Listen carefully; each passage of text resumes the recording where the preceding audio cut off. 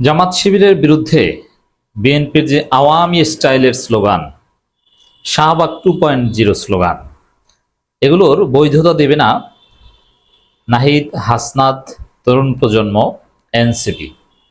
এরকম একটা চমৎকার ইঙ্গিত পাওয়া গেছে। এর অর্থ বাংলাদেশে নব্য কোনো শাহবাগ 2.0 হতে দেওয়া হবে না। শুরুতে একদম কোমর ভেঙে দেওয়া হবে।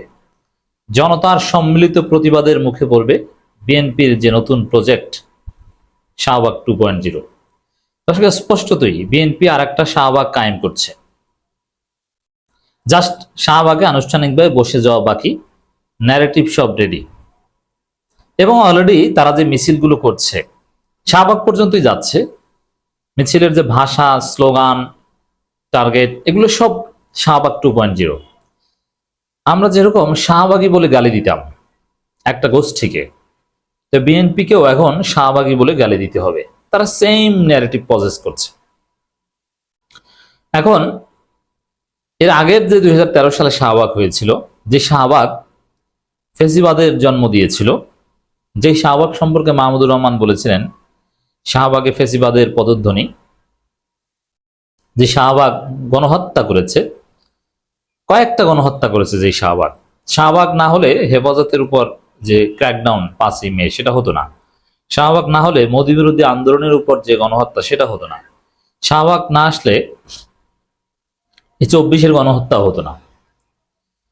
তো দর্শক, সেই 13 সালের শাহবাগে হুজুররাও কিন্তু অনেকে গিয়েছিল, যেমন ফরিদউদ্দিন মাসুদ। ক্রিকেটাররাও গিয়েছিল, মির্জা ফখরুলও গিয়েছিল। কিন্তু পরবর্তীতে তারা বুঝতে পেরে সেখান থেকে সরে এসেছেন, অনেকে অনুতপ্ত হয়েছেন। পিনাকি ভট্টাচার্যরাও কিন্তু শাহবাগে ছিলেন। তো এখনো কিন্তু সেম আমরা দেখতে পাচ্ছি। অনেকেই এই শাহবাগিজম ধারণ করেন, শাহবাগ 2.0। কিন্তু এবার আসার খবর যে আগের বার তরুণ প্রজন্ম অনেকেই তারুণ্যের আইকন, এমনকি মুশফিকুর রহিমদের মতো ইসলামপন্থী ক্রিকেটাররাও গিয়েছিল, মাহমুদুল্লাহ রিয়াদদের মতো। কিন্তু এবার সচেতন। এবার শুধু বিএনপি লাফালাফি করছে, আর বিএনপির কিছু ছাত্রী, গুরুত্বপূর্ণ কেউ শাহবাগ 2.0-তে নেই। এবং আগের শাহবাগের অভিজ্ঞতা থেকে আলেম ওলামারা, ইসলামপন্থীরা এবারের নতুন শাহবাগ অঙ্কুরেই বিনষ্ট করে দিবে। আমরা সে আলামত দেখতে পাচ্ছি। বিশেষ করে বাংলাদেশে নতুন শাহবাগ 2.0 বিএনপি কর্তৃক কায়েম হতে পারবে কি পারবে না। এখন শাহবাগের মূল থিওরিটা একটু আপনাদেরকে বোঝাই দর্শক। শাহবাগের মূল থিওরি হচ্ছে যে প্রতিপক্ষকে নির্মূল করো, তাদেরকে পাকিস্তান পাঠিয়ে দাও, তাদের এদেশে থাকার অধিকার নেই। এখন আপনি যখন একটা গোষ্ঠীকে বলবেন যে পাকিস্তান চলে যা, দেশ ছাড়, এর মানে এদেরকে গুম করো, হত্যা করো, গণহত্যা করো, এদেরকে যা ইচ্ছা তা করো, গণধোলাই দাও, সবকিছু জায়েজ। কারণ বাংলাদেশের নাগরিকদের বিদেশে যেতে বলা বা বিদেশে পাঠিয়ে দেওয়ার হুমকি দেয়া, এর অর্থ এটাই যে এদের উপর গণহত্যা চালাও, এদেরকে নির্মূল করো, নইলে এদেরকে বিদেশে, মানে এদেশে থাকার অধিকার নেই, বিদেশে যাও, আর এদেশে থাকতে হলে তোমাকে গুম করব, তোমাকে হত্যা করবো। এটি হচ্ছে শাহবাগ। মানুষকে ডিমিন করা এবং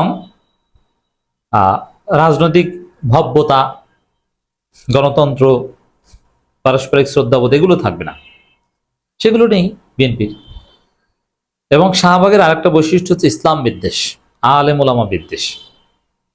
তো অলরেডি দেখছেন যে এরা বিএনপিকে একটা ধর্মে পরিণত করেছে, যে এই ধর্মের নেতা তারেক রহমানের সমালোচনা করতে হলে অজু করা লাগবে, তার নাম নিতে হলে অজু করা লাগবে, এই ধর্মের নেতাদের পায়ে সিজদা করতে হবে, জিয়াউর রহমানের নাম নিলেই ভেস্ত নিশ্চিত, বলছে না? এবং এই যে রিজভিরা দেখেন যে ইসলামের জন্য শুধু বিএনপি কাজ করে বলছে। তো এগুলো হচ্ছে শাহবাগের বৈশিষ্ট্য। এগুলো সবগুলো বিএনপি ধারণ করতে শুরু করেছে। কিন্তু আমাদের যে চমৎকার ইঙ্গিত যেটা বলছি, মুক্তিযোদ্ধা বনাম রাজাকারের মধ্য দিয়ে শেখ হাসিনা দেশকে বিভাজিত করে রেখেছিলেন।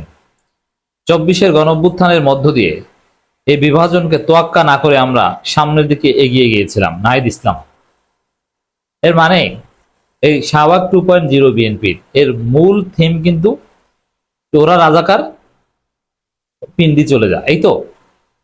এখন শাহবাগ 2.0 এবং হুজুরদেরকে গালাগালি করো, এই দুইটা, হুজুর ইসলামপন্থী মানে রাজাকার, এটি তো বিএনপি শাহবাগ 2.0।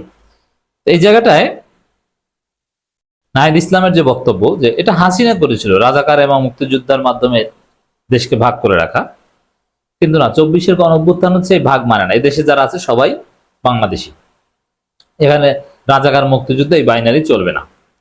তবে হ্যাঁ, মানে এই বিএনপির যে শাহবাগীপনা, যে ট্যাগ, এটাকে একদম নেগেট করে দিয়েছে নাহিদ ইসলামরা। এবং হাসনাতদের যে বৈশিষ্ট্য, ওদের যে আলোচনা, আপনারা দেখেন যে ইসলামপন্থীদের সাথে ওদের সম্পর্ক বা কিভাবে মূল্যায়ন করে। অতএব এই তারুণ্য নতুন শাহবাগ হতে দিবে না, এইসব স্লোগান, এইসব শাহবাগকে ওরা বৈধতা দিবে না, দেওয়ার কোনো সুযোগ নেই।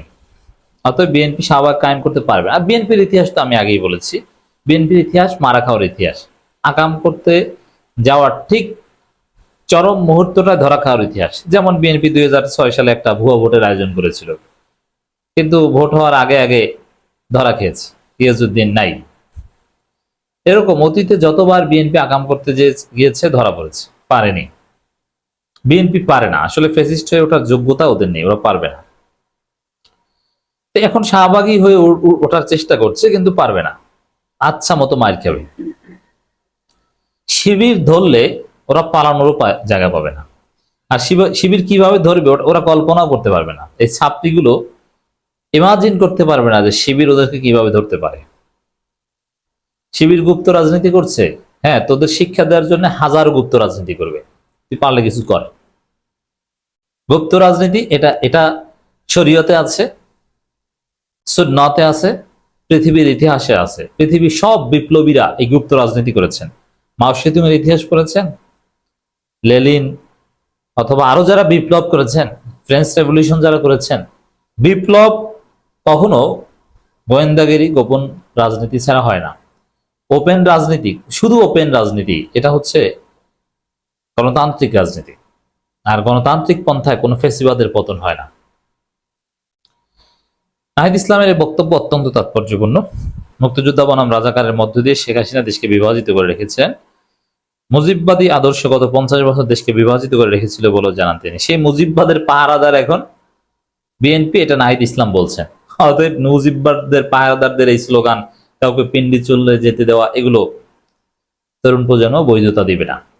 তবে হ্যাঁ, জামাতের যে 71 স্বাধীনতার বিরোধিতা, এটাকে পুঁজি করে হাসনাতরাও রাজনীতি করবে, নাহিদরাও রাজনীতি করবে, কোনো সন্দেহ নেই।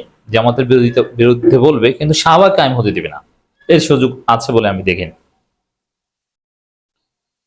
24-এর গণঅভ্যুত্থানের মধ্য দিয়ে এই বিভাজনকে তোয়াক্কা না করে তারা সামনের দিকে এগিয়ে গিয়েছিল। জানি নাহিদ বলেন, সাধারণ মানুষের গণপ্রতিনিধির মুখে শেখ হাসিনা পালাতে বাধ্য হয়েছিল, কারণ বিএনপিও এরকম পালাতে বাধ্য হবে। মুজিববাদী আদর্শ 50 বছর ধরে দেশকে বিভাজিত করে রেখেছিল।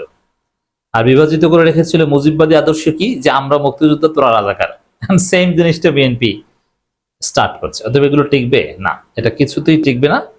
এগুলো তরুণ প্রজন্ম বৈধতা দিবে না। ওদের কারণেই, নাহিদদের কারণে শাহবাগ 2.0 কায়েম হতে পারবে না।